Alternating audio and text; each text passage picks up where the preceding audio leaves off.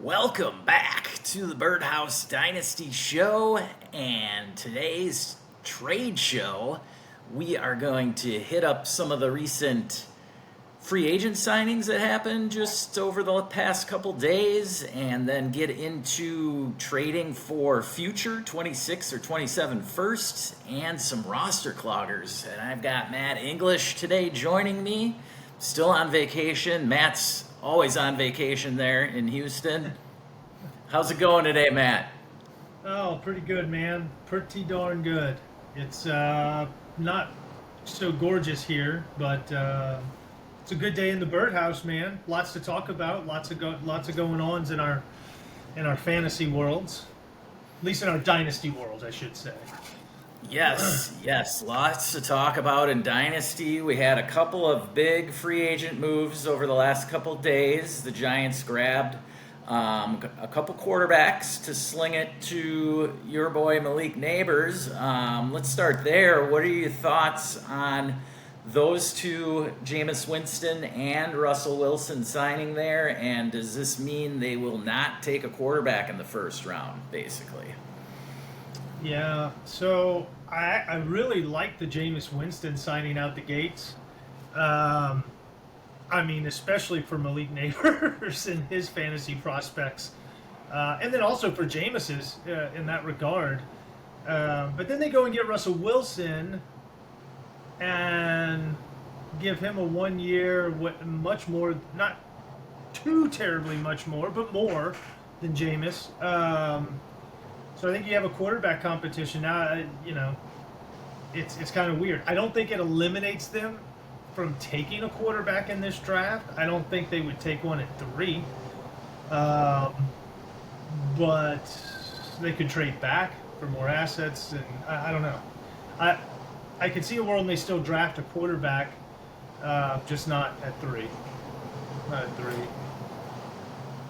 Yeah, for me, I love the Winston signing, and then the Russell Wilson signing was puzzling, honestly. I really thought he was going to end up going to Cleveland, but now he's not. And so for the Giants, I don't know if they're taking this as sort of I don't want to say a house money type season, but as a season where they're just going to throw them out there and see what they get, and if they go 3-14, so what? There's better quarterbacks in next year's draft. So I think that's kind of the philosophy. That doesn't exclude. I don't think they're going to be drafting Cam Ward or Shedeur Sanders now, but maybe like a Quinn Ewers in the second round, but probably not till the third, fourth, fifth round is my thoughts. They'll grab somebody there, whether it's Will Howard or Dylan Gabriel or somebody of that ilk. They'll be grabbing just to sort of fill the quarterback room up. And if they don't, they don't. I think they're fine with throwing Tommy DeVito out there again if he makes the roster one more time. But for Neighbors, at least, and the other weapons there, Wandell and Jalen Hyatt's still there. They re-signed Slayton. Ironically, they gave Slayton a bigger contract than they would have given Saquon Barkley, which is kind of interesting. But nonetheless, point being, I think all of us in Dynasty would love to see Jameis Winston slinging it to Neighbors. I mean, the pass attempts, are just going to be a bit higher, right? Oh, yeah. Higher, deeper, which gives Neighbors way more fantasy appeal. But something that's interesting to think about, when Drew Lock and the Giants throttled a Joe Flacco-led Indy team, right?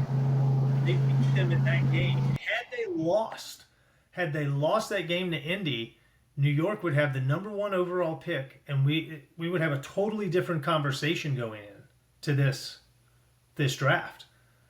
Because the obvious choice would be Cam Ward there. They wouldn't be signing all these other quarterbacks, which it's just a whole different conversation if they lose to the Colts instead. And then maybe at that point they trade back. Maybe they would trade back. I don't know. Maybe we're still having the same conversation, but knowing that they're going to trade out of the one spot to address multiple needs. I don't know. But it's just interesting how that one game influenced their draft positioning now and what that has done to their offseason as far as acquiring a quarterback. Yeah, I mean, the Giants have more than just one need, as in just the quarterback position. So they could easily trade back and collect a future first, maybe, something we're going to be talking about doing in Dynasty. But, yeah, they're in a rebuild. They're not ready to, say, trade up, grab Cam Ward at 101, and then boom, they're contending with the Commanders or Eagles for the division, right? I mean, it's going to be hard for them to get ahead of the Cowboys too. So I think that they're just placeholders, these two, Winston and Wilson, and they'll battle it out and see where the season takes them. I mean, they do have talent on defense. It's not like their defense is horrid, right? So right. Could they squeak to a 8-9, 9-8 type season? Sure, right? But you want to? do they really want to? Yeah, exactly. And then you pile on that with the fact that Brian Daboll, like, does he need to win this year, or is he getting like reassurance from the upper management that no, you're still going to be here next year, regardless of how bad this season unfolds. So it's an interesting little scenario there, but regardless, with Winston there, I think that does, heighten the expectation a little for Neighbors. I'll say that, right? He definitely doesn't fall down. Like if they just... Prayers for Winston to win the job. Yeah. Prayers for Winston to win the job. I mean, if they had just signed Russell Wilson only, then I'd be a little more scared because Wilson isn't one to have a high passing volume type offense. The offenses he runs are generally run heavy, and then they, use the play action, which he's good at. But, I mean, say what you want, what he did in Pittsburgh last year, but he was winning games all until the last few weeks, and then by the time it got to the playoffs, it was like these guys there's no way they're going to beat Baltimore in the playoffs. Yeah. So anyway, that was the scenario there. And then we had Stefon Diggs signing in New England, and now this one is much more positive all around, I think. One for Diggs. He gets out of the logjam or the loss of targets to Nico Collins in Houston, and now he goes to New England, where literally Hunter Henry was the best receiver last year, and obviously this is good for me. England, he's the wide receiver one the moment he put the pen on the paper, So yeah, he's in a situation I think that he wants, right, where he's top dog. So even if they go out and bring in a rookie with higher draft capital, he's still the dog. And I think that's how he wants it. I think Houston was kind of a harder deal for him. The injury was almost maybe a blessing for the ego. Yeah, absolutely. But I think it's a great deal. I think it's a great deal for New England because he brings a ton of experience and knowledge to the table, which is going to be very helpful for Drake May and his development to have a receiver that is going to be where he's supposed to be. I think he'll see a lot of targets there, which is important for both of them. I think it's a good move for New England. Say what you want about Stefon Diggs. When he's on the field, he does produce. He does produce, man. And I think it brings in a good value for him now. If you were able to get him before he signed, I think it's a good value. Drake May's a good quarterback. Yeah, I'm just looking up some trades involving Stefon Diggs here now. Pre or I'm post going to bring signing. up Dynasty Daddy here. I guess there's probably not a way to know.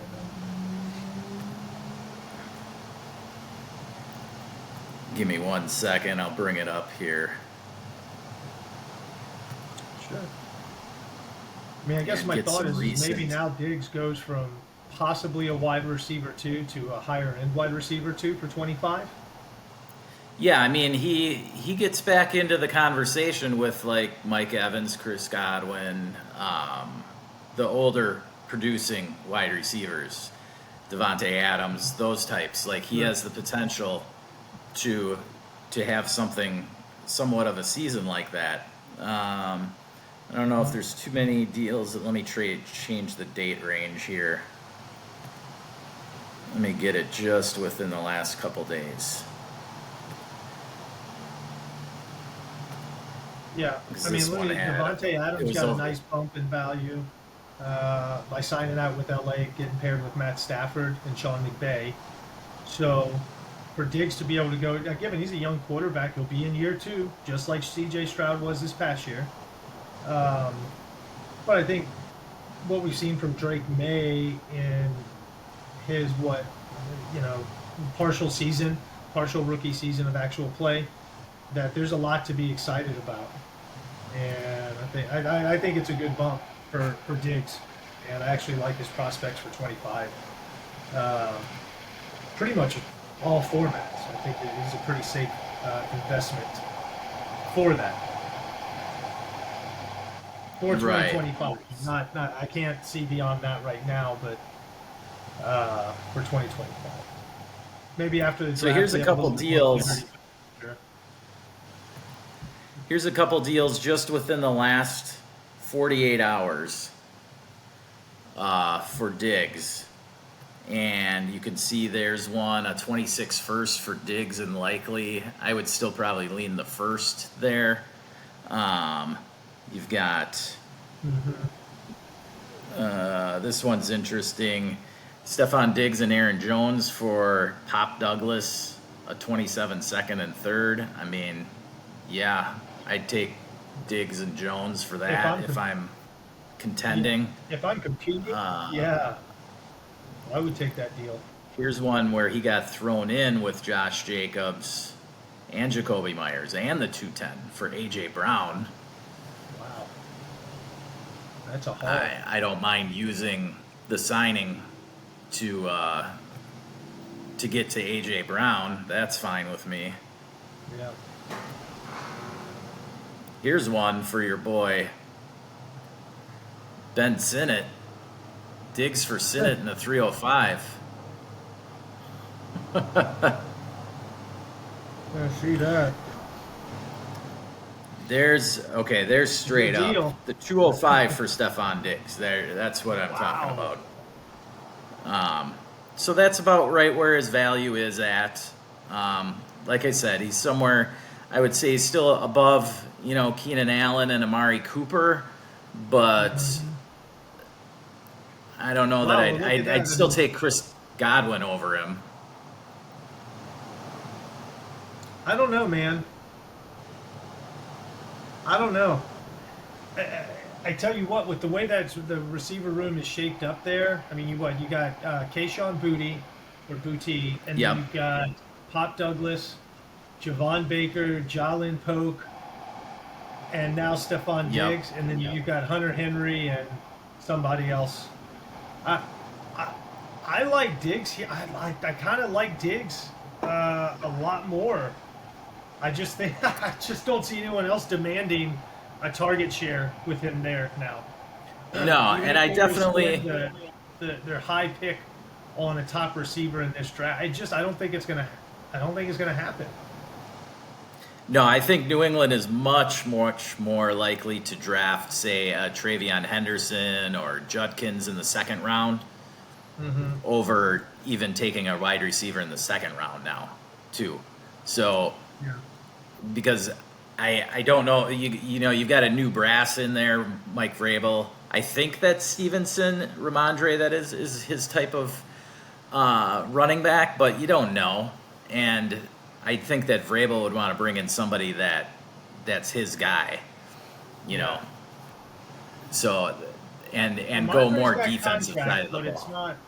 it's not the end of the world type of contract. So, um, he's a movable piece potentially.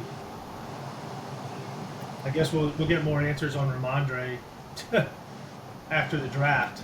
But I like Diggs in New England, and he kind of moves up where I rank him for 2025 amongst the receivers.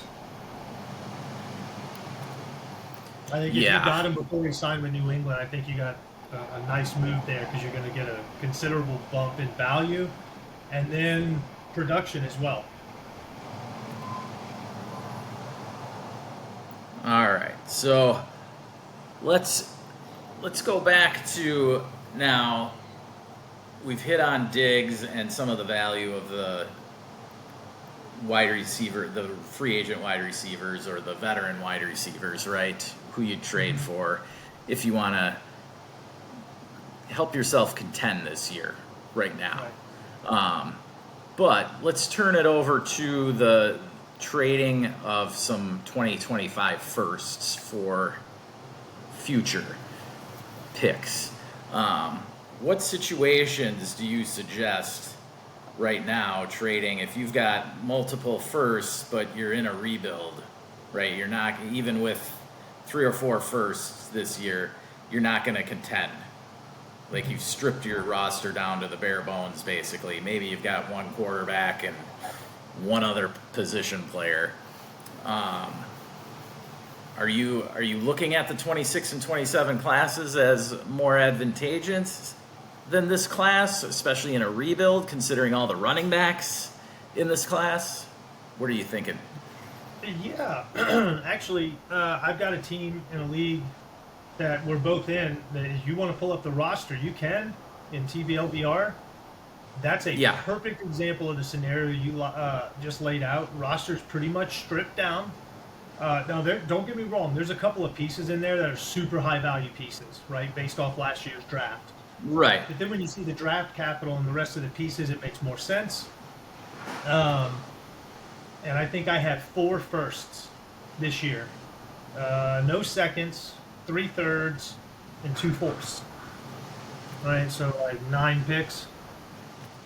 I'm bringing it up right now. Okay. So, and I've got like the 102, the 109, the 111, and 112 for the first round. So you've got your 2 quarterbacks, Daniels and Neighbors, or Daniels and A-Rich, and then Neighbors. But then after that, you're pretty much open. You've got everybody pushed down here, and then here we go. Here's your draft picks and your draft capital. There's my value. Right? There's all my value. So yes. Like so how many of these picks do you really want to make is what it comes down to. Like, you've got 4 firsts there spread out around the first round, 1 early and then 3 later. Mm-hmm. How many of these picks, do you really, really want to make? Like, do you really want to pick that 102 pick? It is a premium pick. It has a higher hit rate, but in a class full of running backs, all first round running backs, not all, but they all have a better hit rate in the first round. Yeah, sure. So I'll tell you this: in a few years, I've changed up the way I kind of evaluate my first round picks, right? And from, let's say, 23 to 24, my mentality has completely shifted from what I was doing. So in this scenario, I definitely want to trade 2 of my firsts. Definitely. Mm-hmm. Okay? And I really want to move the 102. And I really want to move either the 112 or the 109. There's something attractive about having the 111 and the 112 to have back-to-back, and I know the 109 holds a tad bit more value, so I'm willing to deal it. But I do like what's probably available at 9 to be 1 pick that I make. But I could trade 3 of them, to be honest. I really could, and kind of keep my points low to try and get the 101 next year. Because I'm not competing this year, I know that. So why not just go for the 101 outright during the rookie draft this year? So, I want to trade the 102 and could potentially trade the 109 or the 112. Yeah. So typically, one of the strategies when you get to the latter end of the first round, like the a late first, right? So 109, 110, 111, 112, those picks, a lot of times it's advantageous to just trade that pick straight up for a reroll in 26 so that you have a potential of getting a higher draft pick, right? I mean, even if you're trading it to a contender, the contender could have injuries, could have this or that bad happen to them, and it ends up being the 105, right? Yep. Ideally, you're trading it to like a middle of the pack team that thinks they're going to contend this year, but then things don't fall right for them, and then it ends up being even a better pick than the 105. Yeah. So that's like your worst case scenario. Obviously, you can try and do something more with it, get a first and a second, right? Maybe you kick it out to 27, and then you're able to do something like that. But I don't know how much evaluation you've done into the 26 and 27 classes yet, but I do know that there's this guy that's a wide receiver at Ohio State that everybody's all over named Jeremiah Smith, and he's coming out in 27, and everybody thinks they're getting him with their first round pick in 27. Yeah, and just remember, injuries can happen, and there could be a dip in production. I mean, just that's 2 years away. You gotta you plan for that, right? You want to try and get as much stocked up as you can for certain assets, but you got to look for other assets there too to make sure it's worth it if you're going to invest that far out. Now, in this scenario where we're in this draft class, this partially answers your question. No, I have not done a ton of research on 26 and 27 yet because 25 is pressing. So yeah, but if I'm trading off like the 109 or the 112. I'm totally cool taking a 26, 27 plus a piece. It doesn't have to be a huge piece, right? But it's got to be something that helps me move off of it, along with the compensation. So, but if I can get myself like a young receiver or running back that could potentially hit in a couple years, plus a future first, I think that's fine of a roll of the dice. I do. Yeah. Regardless of what I know about next year or the year after's draft classes, at that evaluation. Now, the 102, that's different. That's different. So take multiple future firsts or a higher end asset plus a future first, because now I really am gambling. I'm not giving up the 102 for what could potentially be the 112 next year. That's dumb. So there has to be other compensation with it. So even without knowledge of what's coming in 26 and 27, you can still insulate your trade with the right pieces, right? So like give me a young receiver, like, I don't know, give me Keon Coleman in a future first. Okay? Now I feel a little bit more insulated, Something like that. Yeah, the key right? there, right, the key, Matt, there obviously is the insulated value. You're insulating your roster's value by kicking the pick forward rather than taking a risk on somebody, on some player this year. Say you draft Omarion Hampton there at the 102, right? Well, Hampton, for one, he's going to score points for your roster. That's going to hurt your draft pick next year because you're looking at it like you want that 26 first that you have. You ideally, that's the 101, right? Right. So you draft Omarion Hampton and a bunch of these other players. Well, that definitely hurts your odds at getting the 101 next year. It makes your pick more like the 105, 106 range. Okay, so then you're losing value on your roster just by gaining these players this year that aren't really going to help you win it in 25. So yes, there's a lot of talent in this draft that I love, and there's teams where I've got to kick the picks forward, and I can't draft as many players as I'd like to in this draft. And at the 102, you could even take the more insulated asset at wide receiver or quarterback in Cam Ward or Tet McMillan, right? But Are they going to increase in value enough that it's worthwhile to risk that? That's the hard thing to do, especially on a roster like yours where you've got, let's say you took all these firsts, right? You've got 4 firsts here and then a first next year. That would add 5 stud players potentially to your roster. That's only sitting on 2 right now. You know, you've got 2 real good assets in Daniels and Neighbors. A-Rich is a total question mark, obviously. Yep. But that would only put you at, 6 or 7 really good players. Is that really enough to contend? You get where I'm saying. Yeah, no, that's the whole point. It's like this is a stripped down roster. This is a perfect example of what you're talking about. Why it makes sense to move off some picks and kick it down the road, and maybe bring in some other pieces that could hit. I mean, that's what I think about doing. I like player pick combo to come off my firsts. Because I want a chance for a player to hit. And I've got things like I could. I'm just not saying I would do this, but like I could see myself coming off the 102 for like Brian Thomas. I come off Brian Thomas. I come off the 102 for like just one player, Brian Thomas, because I'm pretty sure he's a hit already.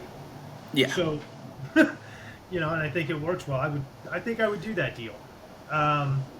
Or like you want to give me Ricky Pearsall and a future first. I could do that, depending on who it's coming from, knowing where that first might be. But again, knowing your league and what people are looking for is a big deal there.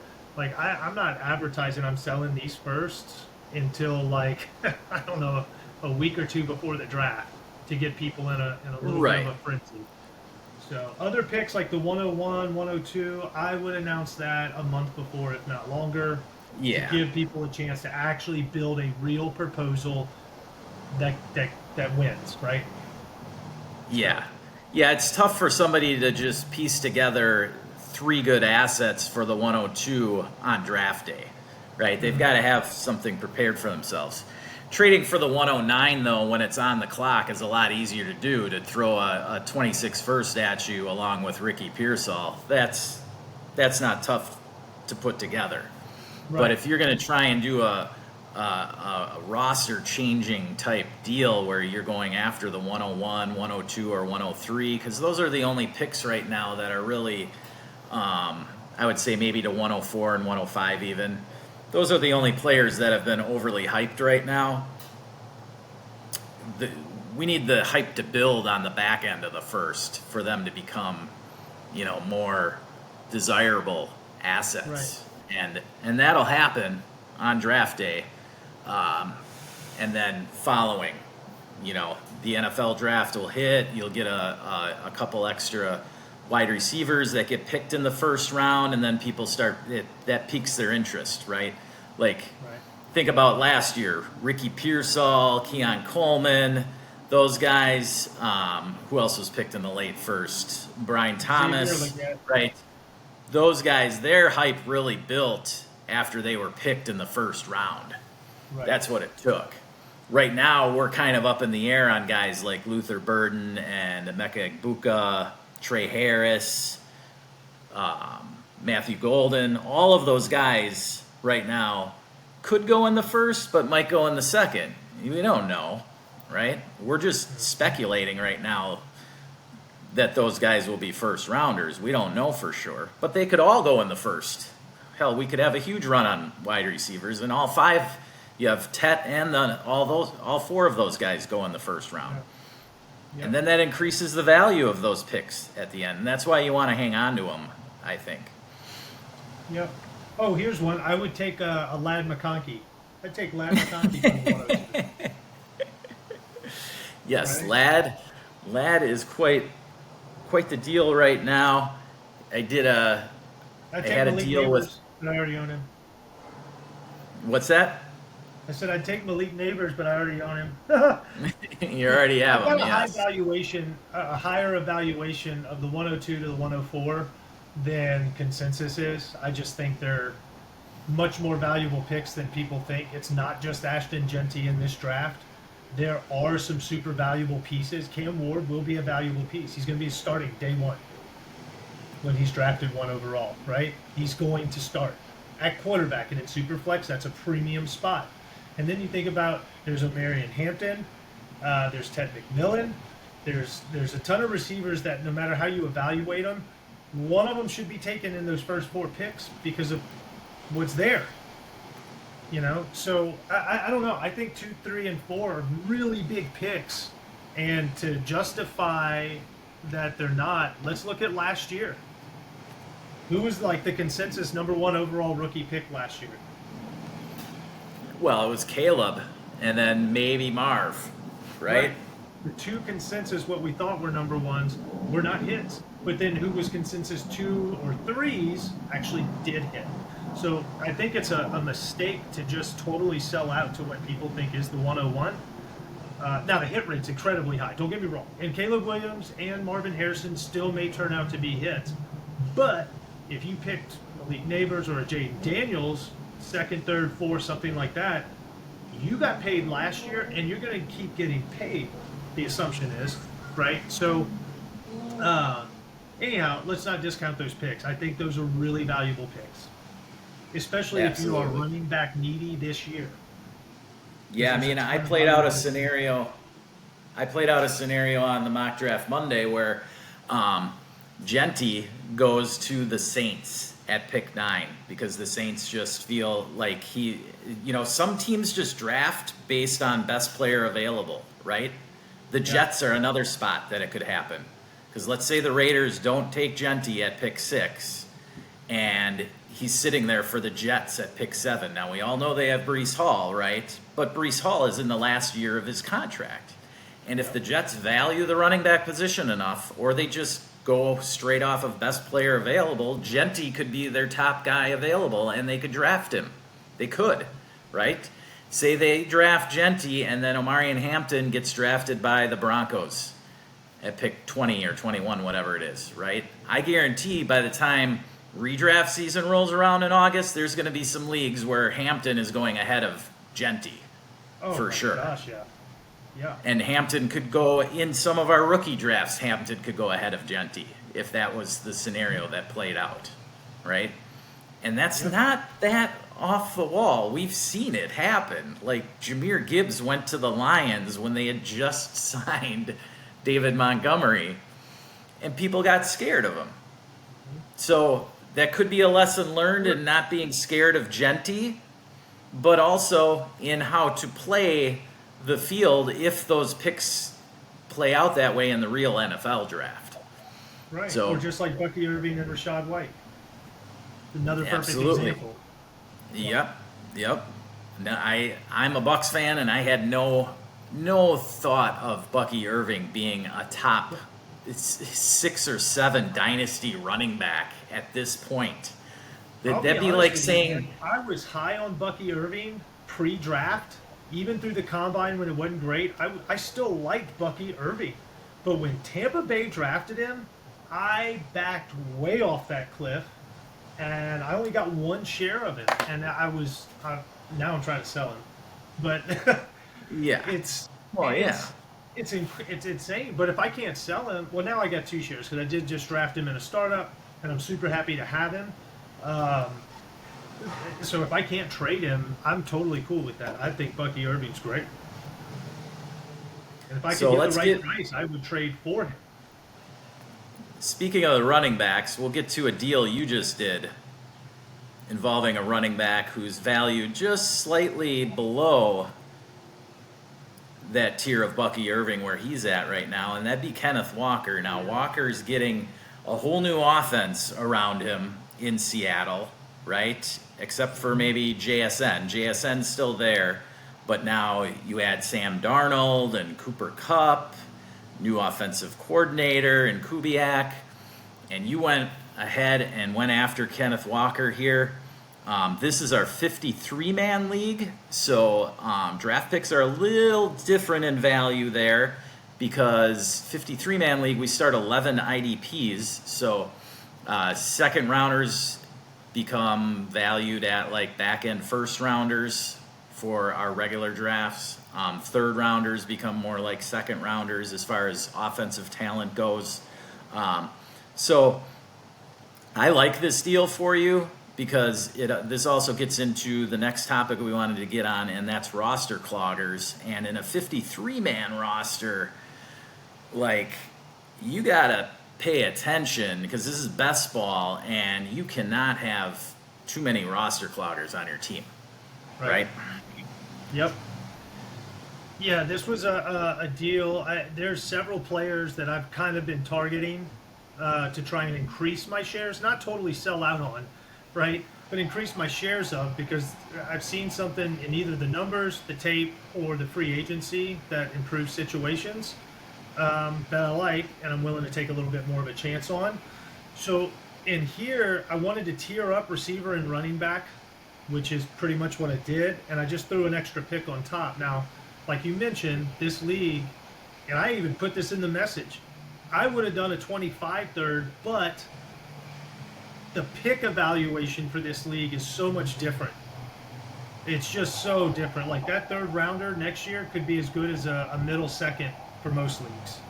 So he takes the roll of the dice there. That's kind of his risk and my risk that I give up, but I also get to tier up here.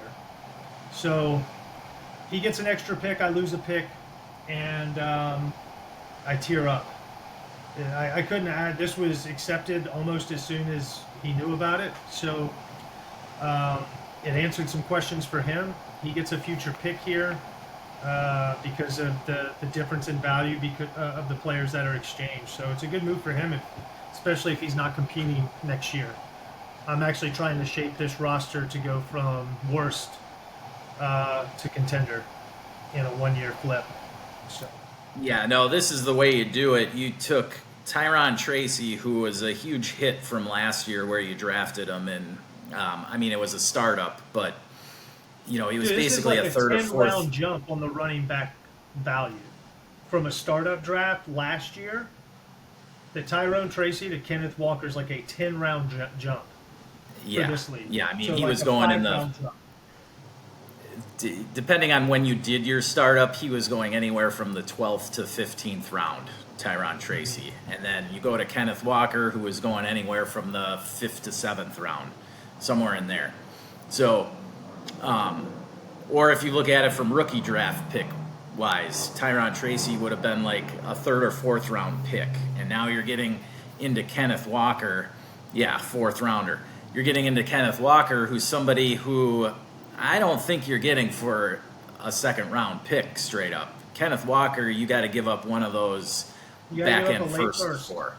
If I own Kenneth Walker, that's what I'd want for him at least, because he's still, say what you want about Zach Charbonnet, but Walker's still the main guy, and Kubiak is known for dumping the ball off to the running backs, and I think that Sam Darnold will have no problem getting Kenneth Walker and Charbonnet as well, both some good amount of targets out of the backfield. They only have JSN and Cooper Kupp there at wide receiver. They don't have anybody else that's really scaring anybody. So, yeah. And Darnold can put up plenty of pass attempts volume-wise. So, I think Kenneth Walker's a great target to go after here. Tyron Tracy's a perfect sell right now because you don't know who the Giants draft any running back in the top 4 or 5 rounds, and they're more talented than Tyron Tracy. They're a better prospect than what Tyron Tracy was. I mean, he went in the 5th round of the NFL draft last year in a weaker running back class. I could totally see the Giants spending day 2 capital on a running back. Totally. Yeah. And even if they don't do it on day 2, if they draft your boy Rashard Smith in round 4 or 5, he's more talented than Tyron Tracy. He's the same thing though. So I could see them drafting someone like a Caleb Johnson on day 2. Oh yeah. Just a first and second down banger is what they need. They need someone who can actually run between the tackles consistently and has the vision to do so. because he's a receiver, right? Tyrone Tracy is a converted receiver, so it's the same issue Rashard Smith has, right? Once they get to the second level, their vision is unreal. But before they get there, it's a work in progress. So I could see them getting someone that's more of a banger, or even like a Judkins, something like that, a bigger body running back. And if they spend day 2 capital on it, I don't think Tracy gets near the volume, and I think he's relegated more to the third down back, who gets mixed in on some other stuff, right? Maybe lines up in the slot, but his value will take an immediate drop if they draft somebody day 2, immediate. Yeah. Tyron Tracy is this year's. He's Dameon Pierce all over again. That's what he is. Dameon Pierce, and I know you love him because he's a Gator, but he produced his rookie season off of sheer volume is what he got his points off of, and the owners, the people who owned him, were hoping that it could happen again, but it didn't. And then they went and brought in Joe Mixon, and then his volume altogether just shrunk as a whole. What's crazy though too is didn't Pierce have third round capital? Yeah. Yeah, he had day 2 capital, and they moved on for mid-season of year 2. Now I will say this: it's not all his fault because they switched schemes. He went from a one cut scheme to a zone scheme, and he's never run zone scheme. So there's a massive learning curve there. So, but either way, I totally get what you're saying. It lines up almost very carbon copy to it, except Tyrone Tracy doesn't change schemes. He's just from a positional performance. There's other players out there that they can go get. That they have the opportunity to get insane value on day 2. So just because of depth. Last year there wasn't depth. They just happened to get lucky. Right. I mean, I don't want to dump all down on Tracy. He did beat out Devin Singletary, who was Dable's guy that he brought in. So Tracy did do that. He did beat out Singletary. I'll give him that. It's just literally the Giants could bring in Ollie Gordon or Jordan James and Devin Neal. Any of those guys come in there, and they're going to be the first and second down running backs on the team. And it's just going to make the offense as a whole better. That's all. It's just about real football here. Right. And that's what the Giants, I think, will do. They're going to draft some running back in the first 5 rounds, I'll put it that way, that will come in and steal those first and second down touches from Tyron Tracy. So this is a great way to get off of him.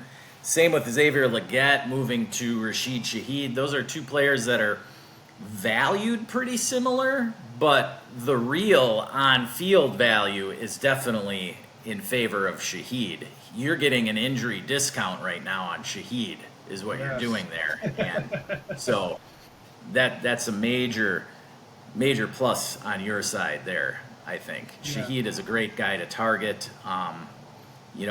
Especially in best ball. In lineup leagues, he gets into the roster clogger area potentially, but if you set up your roster construction properly, he's somebody that he's either going to be your first guy off the bench or your last wide receiver in your lineup, so that you're making sure you're getting those points when he does have those big monster weeks that he will. You don't want to have Rashid Shaheed in a lineup league as like your third or fourth wide receiver off the bench. That's just wasting away points. I mean, that's where you're just better off trading him now to somebody who realizes what he is. Right. Yeah. It's look, I like Shaheed. If you break down his numbers, like he was tearing it up pre-injury alongside Chris Olave. Now, given that they'll have a new offense in there this year, but it's still Derek Carr throwing the football, and he looked Rashid's way. I forget exactly what the percentage was, but first look percentage was higher than anyone else, and Derek Carr threw it to him. His first read higher than anyone else. So he likes throwing to him. So that's something I like. And then the other thing, too, is, yeah, he took a knee injury, but it was meniscus. It wasn't ACL, MCL, anything like that. So I think from the injury standpoint, I'm getting the discount or utilizing that, but I don't think it's a serious injury that's going to affect future performance or any performance dip. So I think he's a wide receiver one ready to break out. He started to last year before the injury happened. So I'm really excited to try and get a player like that. I think he's worth the investment and worth the risk. So I'll give up a few points in the evaluation to get him. I think that's worth the gamble based on what I've got out of the numbers, right? So anyway, that's just kind of how I'm reading into like a player like that. I will give up capital or other players to get something like that, whereas normally I'm giving up players to acquire capital, but now we're getting close to draft time, so it's looking for other avenues to apply some of that gained capital into, whether it's players or picks. All right. So we've got another deal here, and this gets into the roster clogger scenario that I was getting at. So in this deal, I was able to acquire Rashee Rice for Najee Harris and the 110. I also got the 407 on top of Rice, which doesn't mean much. But point being here is I'm a contender in this league, and Najee Harris was like my third running back. And then whoever I could get at the 110 was going to be a bench guy for me. Mm-hmm. Say it was Emeka Egbuka or Luther Burden, right? They were not going to be able to crack my lineup like Rashee Rice was going to be able to. So even though I may have given up a little on the value side here, in the essentially a 2-for-1, and Black Jesus gains Najee Harris, who he can put in his lineup, right? I was getting rid of a couple of roster spots. I already had good depth in this league. I didn't need more depth. I needed high-end talent is what I needed. And so that's where, even if you have a late first, that doesn't mean that you have to draft it. Don't burn it up on somebody that's just going to be wasting away on your bench. That's where you kick it forward to 26 or 27 and hopefully gain a better shot at, just by having that extra pick in 26 or 27, that's something you could use during the season then if you have an injury, if you're a contender, right? Mm-hmm. Yep. Well, here's the other thing, too.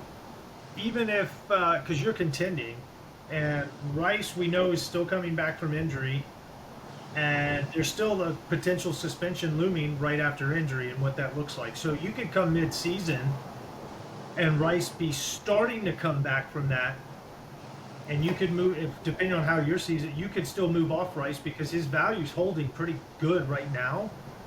I don't think it's going to dip any too far. I'm sure if the suspension comes out, it takes a little dip. But right before he starts to come back, that value's going to start going up. And you can sell him the week he comes back at high evaluation. Probably similar to what he is now. So I look at it as a good piece. I traded for him last year when I was trying to sink a roster, knowing he wasn't going to score me any points. So I'm kind of playing the same. For me, it's different. I'm rebuilding that team or just trying to build a young team. But I've got options with Rice, which I like. You've got to find that attractive as well. Or if, works out that you end up keeping him and he's great, you've got your high-end talent, right? So you get what you want. Yeah, I just look at Rashee Rice as the ideal trade target for a contending team that still has their 25 first, so a late first, rather than taking the dart throw on a rookie like Burden, Egbuka, Trey Harris, those types. You can go out and get Rashee Rice in a deal somewhat similar to this, and then you've got a proven asset. Like, yes, Rice has his issues, right? But like you said, as soon as the word gets out that he's going to be coming back this week or that week, whatever, his value is slowly going to start to creep up. Right now he's at, I'd say, about wide receiver 12-ish, something like that on Keep Trade Cut, I think. But we all know that once he starts playing, like, he's pretty much, I'd say he's pretty equal to what Brian Thomas or Nico Collins, right? I mean, that's about where I'd put him right now, talent-wise, with Mahomes, minus the suspension. From a production standpoint, yeah. I mean, look at what he did right before injury coming back last year. And it was immediately, like, if you got him in that 6th, 7th round, you were paid on your value in those first couple of weeks, immediately. You were patting yourself on the back. Man, what a great pick I made. Look at all those idiots. And you still can do that if you can pick him up at value now. I think that's a good way to go about it. Yeah, and Najee Harris, I like. The Chargers could draft his replacement and he get beat out. I mean, it's not like he's uber efficient and talented. His metrics don't read great. He's in a great situation. But if that's what his value hinges on, I'm off, you know? So I think that's a great move. Get rid of the 110, get rid of some roster issue for you down the road, and bring in a Rashee Rice. Is that a lineup league? I'm gonna finish up in 10 minutes. That's got to be a lineup less. league, because you did mention he probably wouldn't hit the lineup, right? So if it's a lineup league, then yeah, you can just dump Rashee in the IR until you need him. So it also just frees up another roster spot. Absolutely, yeah. So, all right. Well, any other thoughts on roster cloggers, Matt, before we wrap it up here? Just trying to get rid of them. I don't know if you want to pull it up real quick in one of our newer Dynasty startups that we started with Max Points. It was I traded off. It's not a roster clogger, but it's using for that team. It was. I got Rashid Shaheed from him. He's not in contention this year. He knows he's not in 25, so he's looking for future picks.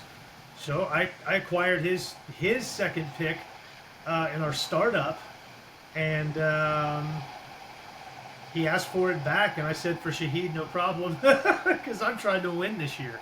So it's I'll take him in a Bestball League for a 26 second. I give up a little bit in the value, not much. It's still on paper a fair deal, and I get my guy who could be a big banging value for me. So yeah, get rid of this is another deal I love. Roster that's not going to produce or not crack your lineup, and get something that either will or get something in the form of a pick, because that's insulated value. It doesn't go up or it doesn't go down very often. It only goes up. Yeah. All right. So we want to give you a reminder that tomorrow night we are doing a live rookie mock draft with the boys from DD Fantasy. We're doing it with Shane Manila, as well as John Bauer, Shane from Shane Says, and Manic and Chill, John Bauer from his show Dynasty Theory, both on the DD Fantasy Network. If you guys have any questions about your trades, feel free to throw them at us at buymeacoffee.com or check out our Patreon. You can get all my updated rookie rankings and our updated Dynasty rankings. I just went through those the other day, got those updated a little for you guys. And so, other than that, yeah, go out there, get rid of those roster cloggers, try and acquire some draft picks. If you don't have the room for your roster for 2025, get those 26 and 27 picks now, because now is when they're cheap.